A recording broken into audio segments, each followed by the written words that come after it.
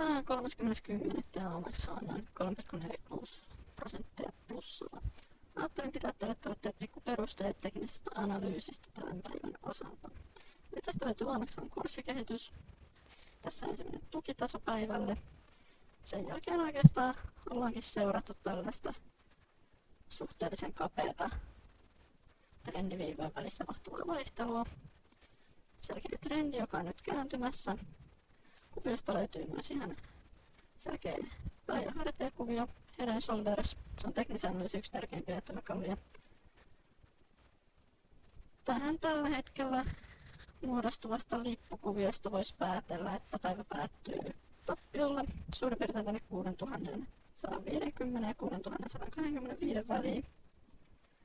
Oikeastaan muuta tosta ei voidakaan sanoa helpolla. Oh, hello John, what's up? No, I haven't heard about that yet. Are you serious? Close the position now. Ahaa, eli sieltä tulikin puhelua, että tämän päivän Nokia long-positio alkaa uhkaavasti kuolemaan, eli me otettiin aika pitkä long-positio ja nyt tässä on niin vahva lippukuvio, että se tulee todennäköisesti päättyyn päivän päätteeksi tappiolle, niin me suljettiin äsken sitten positio. Palataan asiaan taas myöhemmin. Morjes.